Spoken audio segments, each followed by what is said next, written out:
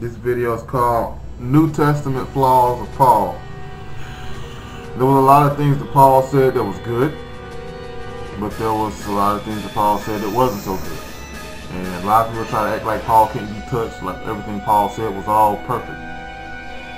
But if you can just find a place where Paul lied once, then that means don't take everything Paul says as 100%. In fact, when you're dealing with the writings of Paul, you want to take them with a grain of salt.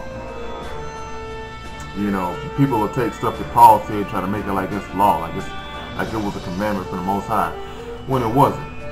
There was a lot of bull crap in the New Testament. You know, pretty much after the Gospels and after the Book of Acts, it kind of starts getting shady from that point on, which is usually where Paul comes into the picture. If you look at your chronology, you're going to see that no sooner Paul comes into the picture, he basically single-handedly brings about the destruction of our government and our way of life that we had, and he brought destruction when he went into the temple, just like it was prophesied in Daniel, but that's a whole nother lesson. But when I prayed about Paul, and I was talking about, well, what's going on with this whole New Testament, why come some of this stuff ain't lining up? And I even thought at one time that the Gentiles were actually Jews that just weren't keeping laws, that weren't in the Holy Land, or that was living among the Gentiles in other places. Which there were Jews living amongst the Gentiles, but clearly the problem was the fact that Paul was lying about a lot of stuff. And I'm going to get right into the scripture. First place Yahuwah had brought me to, he said, if you want to know the truth, first I want you to go to Galatians. So I said, okay, let me go to Galatians. And he brought me to Galatians chapter 3, verse 13. In Galatians chapter 3, verse 13, it says, Christ hath redeemed us from the curse of the law, being made a curse for us. For it is written, cursed is everyone that hangeth on the tree. Now you got to understand that this is the epistle of Paul. Paul wrote this, and he wrote this to the Galatians. And if you go to chapter 1, verse 2, it says, and all the brethren which are with me unto the churches of Galatia. Okay, grace be unto you, peace from our God and the Father. And, okay, so he's writing to so-called brethren in this church in Galatia. So that's if I'm saying that right. It looks like Galatia. But he's telling them that in chapter 3, verse 12, he says, and the law is not of faith, but the man that doeth them shall live in them. Verse 13, cursed is he, Christ hath redeemed us from the curse of the law, being made a curse for us. For it is written, cursed is everyone that hangeth on the tree. Now you got to understand, Paul was writing this to people who were still in the time when we was in the Holy Land. Okay, before the siege took place. All right, and the laws were still in effect at that time. And if you remember, we was told in Deuteronomy to keep these laws, and that if we did not keep these laws, that these curses was going to come upon us and overtake us. All right, even in the book of Malachi, very last chapter, chapter 4, verse 4 and 4. Have to excuse me, I just woke up, my eyes kind of bother me. But Malachi 4 and 4, he told us to remember ye the laws of Moses. Now, when you get to Acts, you're going to see where Paul starts teaching that whole grace thing. So does Peter, which is why Peter is suspect in the New Testament, because Peter kind of starts falling in line with some of the same things that Paul did. All right. And also you want to keep in mind that they don't give you a distinction between the Mosaic Law and the Ten Commandments, and how that they were actually two separate books. All right. All you got to do is go back to my video I did called Not the Laws of Moses Again. I show you clear as day that the Mosaic Law, the Ten Commandments, two separate things. The laws of Moses were in effect at the time when Paul wrote this. But keep this in mind. He said that we're redeemed from the curse of the law. Okay, if you go to Deuteronomy, keep in mind what Paul said, and then you go to Deuteronomy chapter, I think it's, let me find it, chapter 28, verse 46, it says, and they shall be upon thee for a sign and for a wonder, and upon thy seed forever. Now when you read that, it's talking about the curses of the law, right? Okay, these curses was put on us as a sign and a wonder forever. Okay? In fact, if you go up to verse 44, he shall lend to thee, and thou shalt not lend to him. He shall be the head, and thou shalt be the tail. We're still the tail right now today. I got to get a loan just to get a car. All right? Our enemies lending to us. We're not lending to them. We don't have our own bank. We don't have our own currency. One of the curses saying that I should be evil toward thy brother. I'm still getting hatred from my own Hebrew Israelite brothers and these so-called groups, GMS and whatnot, cussing me out. Y'all done seen some of the comments they done put on my page, cussing me out and all this kind of stuff. So I cuss right back at them. But and I actually don't like a lot of them. I don't have no love for no Hebrew Israelite brother that's gonna be lying to our people, bold-faced lying. Then I prove that he lying, and then they still too proud to admit that they wrong and say, hey, you know, Elder Young One, you was right. Instead of doing that, they want to go run to Wikipedia, or they want to go run to the Apocrypha, but then they want to do like 10, 11, 12 videos, and then when they get to Isaiah chapter 11, verse 11, then they want to stop right there. They don't want to go into Isaiah chapter 11, verse 11 and 12, because it'll make them look like an ass, like they've been lying. So, yeah, I don't have no love for brothers to do that.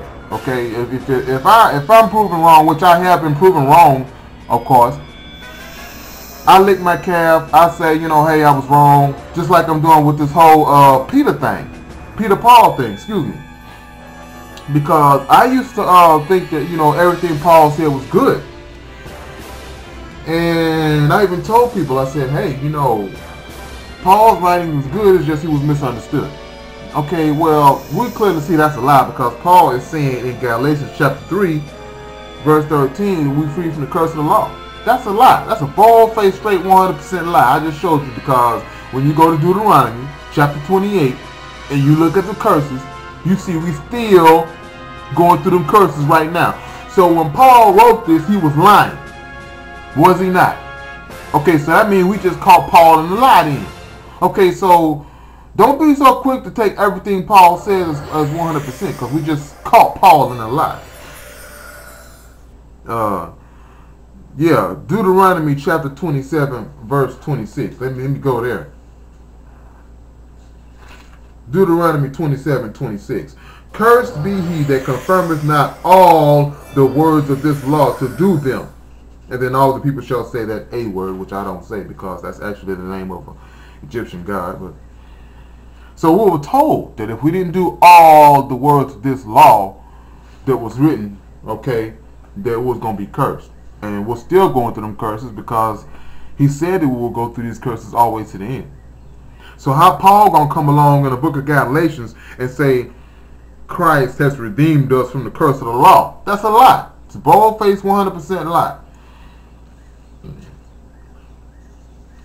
We was told that these curses were going to be on us forever in Deuteronomy 28, verse 44 through 46. So Galatians chapter 3, verse 13, that's a lie. Paul lied. Alright. And the only way to be cut off from being a nation was to break the law, statutes, and commandments, which Paul helped accomplish, by the way. Alright, and I already talked about Malachi, chapter 4 and 4, where he tells us to remember the laws. Alright. And then Matthew chapter 10, verses 5 through 6 and 16 through 22, that our Savior was only sent to Yasharal, which is, they changed the name to Israel, and that they was against the Gentiles. Let me turn it right quick so you can see that against the Gentiles part. Matthew 10, because Paul's going to say something that's another lie. We're going to catch Paul in another lie. But let me go to Matthew 10 first. I'm trying to do this quick. Matthew 10 and verse 18. And ye shall be brought before governors and kings for my sake, for a testimony against them and the Gentiles. Because remember, in Matthew chapter 10, verse 6, it says, but go rather to the lost sheep of the house of Yasharal, or Israel. All right? So now we're going to go to Acts 13 and 24.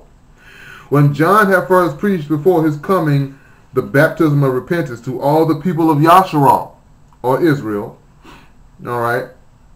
Verse 26, men and brethren, children of the stock of Abraham, and whosoever among you that feareth Elohim, to you is the word of this salvation sent.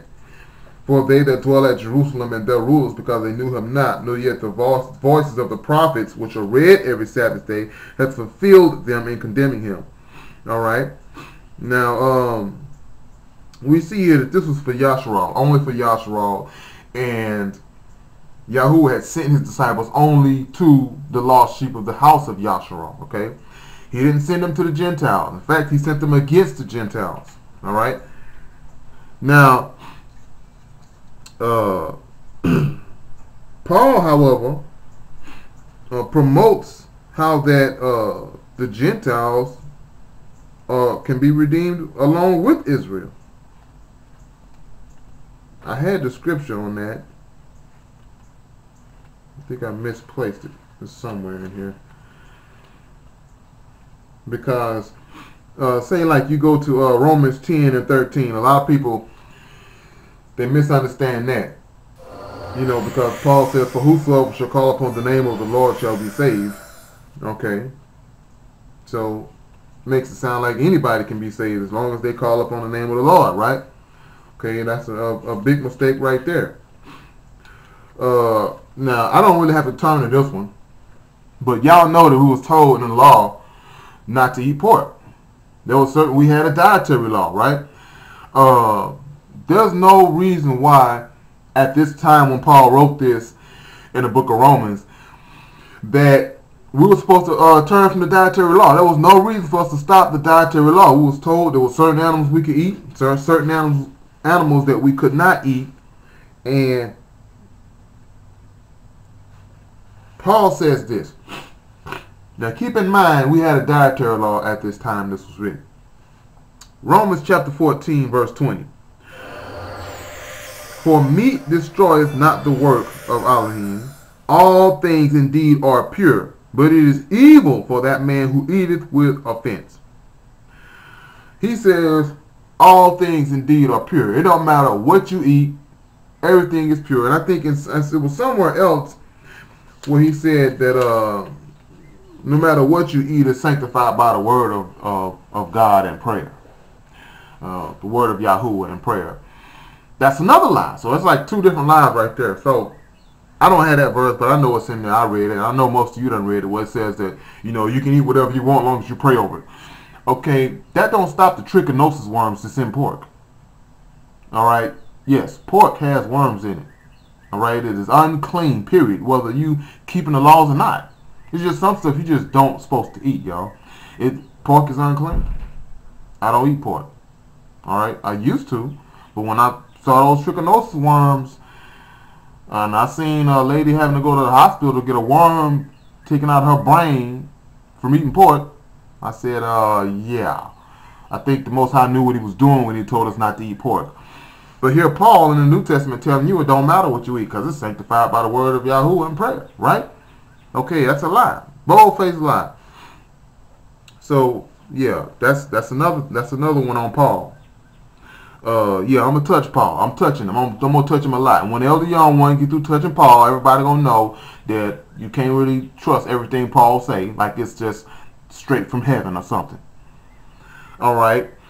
Y'all know we ain't supposed to be drinking no blood. That's in Deuteronomy chapter 12, verses 23 to 32. Eat not the blood. Okay. And who was told not to add or take away from that? Then you go to 1 Corinthians chapter 11, verses 23 to 26. Paul is basically saying to drink blood symbolically, of course. Not literally. It's symbolic. But why would you symbolically drink blood? The whole communion thing, that's what I never understood that either. You know, why we pretending like this is the blood of the Lord, you know. He never told us to drink his blood. None of the prophets never prophesied that we would have to drink his blood. All right. Now, if you go to Exodus chapter 12, verses 3 through 14, that tells us about the Passover. It tells us how we were supposed to keep Passover back then and how they was keeping Passover all the way to the New Testament when Yahuwah was with his disciples and they was keeping the Passover, which was also called the Lord's Supper. They didn't have no crackers and no grape juice. They was not doing it like how these churches do it. And but they was still keeping the Passover. You have to remember, even when Yahuwah was first born, he was circumcised on the 8th day. Okay, he was keeping the Mosaic law, even during the time of Paul. So here Paul comes in 1 Corinthians chapter 5, starting at verse 7, and he says this. 1 Corinthians, let me turn there, chapter 5, verse 7. Purge out therefore the old leaven, that ye may be a new lump, as ye are unleavened, for even Christ our Passover is sacrificed for us.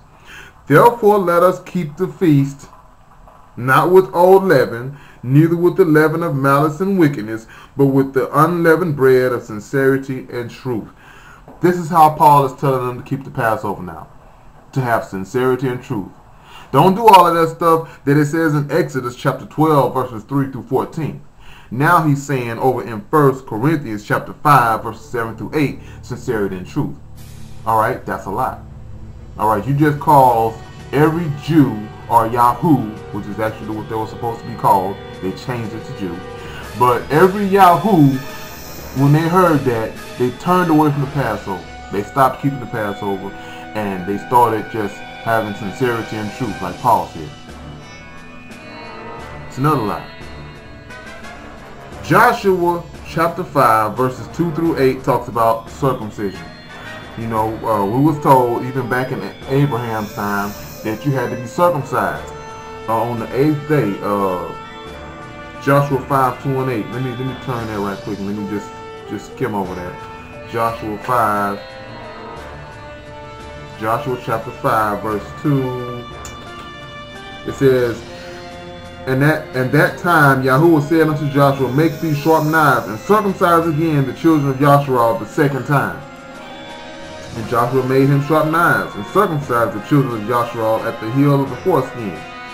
So we were told even at that time to do circumcision. All right, then you go to Matthew. I think it's in Matthew.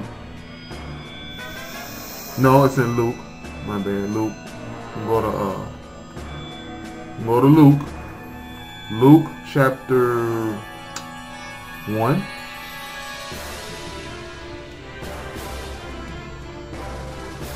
Luke chapter 1, verse 59. And it came to pass that on the 8th day they came to circumcise the child, and they called him Zacharias, after the name of his father. And his mother answered and said, Not so, but he should be called John.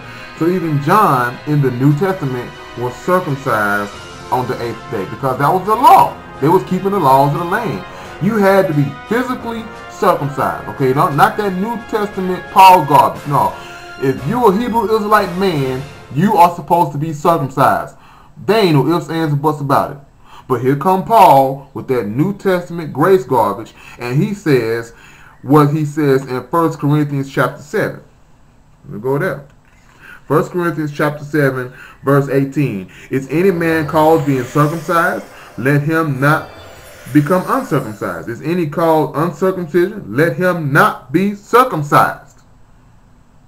Circumcision is nothing, and uncircumcision is nothing, but the keeping of the commandments of God, or Elohim. But yeah, Paul taught that it didn't matter if you were circumcised or not. Alright, that clearly goes against everything that was going on all the way up to Luke in the New Testament chapter 1, verse 59. So then Paul comes along, you don't got to be circumcised now. Okay, this is Paul. This is Paul causing people to turn away from the laws of the land that we was given to do while we was in the Holy Land.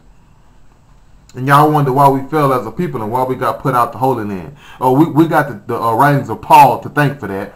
by the way. Yes, Paul helped cause our demise and our downfall as a nation and as a people to be put out of the Holy Land. But y'all want to lift Paul up like he perfect, so mighty and holy and thou, like he can't be touched. But I just touched that part. Let's go on. Romans chapter 2 verse 25. Let's see what else something stupid that Paul wrote that everybody thinks is written in stone. Romans, because I'm going to touch it. Romans chapter 2 verse 25. For circumcision verily profiteth, if thou keep the law. But if thou be a breaker of the law, thy circumcision is made uncircumcision. Therefore, if the uncircumcision keep the righteousness of the law, shall not his uncircumcision be counted for circumcision? Why, heck no, because you was told to be circumcised. The law says to be circumcised, not to have your uncircumcision be counted as circumcision. Paul, what are you saying here, Paul? I mean, you quit giving us this complicated, twisted around psychobabble. Either we supposed to be circumcised or we not. Now, all the way up to the New Testament, Luke chapter 1, verse 58, we're supposed to be circumcised on the 8th day. Now we get to Paul in Romans chapter 2, verse 25, verse 26. Shall not his uncircumcision be counted for circumcision? No. And verse 27, and shall not uncircumcision, which is by nature, if it fulfill the law, judge? It don't fulfill the law. The law clearly says we're supposed to be circumcised the 8th day. But Paul is rambling with this old bull crap over here in Romans chapter 2, verse 27. I'm sorry, y'all, but I ain't buying it. You can get mad. You can talk all the noise you want. Leave your mean comments. Send those stupid messages. Ask those dumb questions when you know darn well at this particular time that this was written, we were supposed to be keeping the Mosaic laws. But we got put out the land because we did not keep those laws. And we was told that we will be cursed and put out the land. And put into slavery. And brought into Egypt again with ships. According to Deuteronomy, I think it's 28 and 68. Let me turn there. Deuteronomy 28, verse 68. And Yahuwah shall bring thee into Egypt again with ships, by the way whereof I spake unto thee, thou shalt see it no more again. And there you shall be sold unto your enemies for bond men and bond women, and no man shall buy you.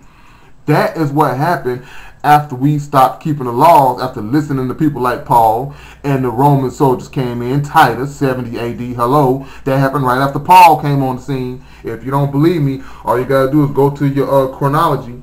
You're going to look at your chronology. Let me read it to you. All right.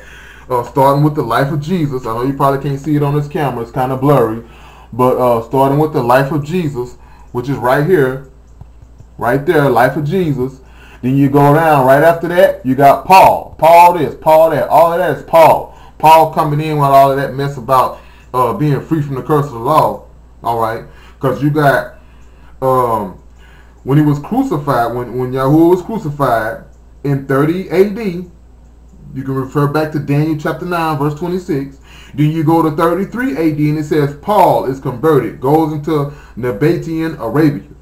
Paul, in 36 AD, Paul visits Jerusalem, goes to Syria and Cilicia, I guess it is. Pilate replaced as prefect of Judea. And then if you go to 70 AD, it's going to talk about Vespasian's son, Titus, conquers Jerusalem in August, destroys the temple, and razes the city. So, all of that happened after Paul came on the scene. Go figure that. Paul comes on the scene, tell us we don't got to keep the laws. Then Titus conquers Jerusalem in August, destroys the temple, and razes the city. So, Paul basically brought in the destruction. Okay, if you don't believe it, I can go even further in depth. I'm just, for the sake of time, just trying to hurry up and get this out in this video. I'm probably going to make a part 2. But yeah, 1 Corinthians 6 and 1. Let me go there. 1 Corinthians 6 and 1. Let's see what Paul says about that. Time just flies, boy, when you're having fun. 1 Corinthians 6 and 1. Dare any of you having a matter against another go to law before the unjust and not before the saints? So Paul tells them, you go before the saints. You got a matter. You don't go before the unjust. But if you go to Acts chapter 25, let's go there right quick. Acts chapter 25, you're going to see what Paul actually did. Acts 25 and 10. Then said Paul, I stand at Caesar's judgment seat, where I ought to be judged. To the Jews have I done no wrong, as thou very well know. Paul appeals to Caesar instead of going to the church, instead of going to the Jews, like he just said over in 1 Corinthians chapter 6, verse 1 through 4. I'm done with Paul. I'm making part 2. Yeah, this is crazy. We're catching Paul in all kind of lies, y'all.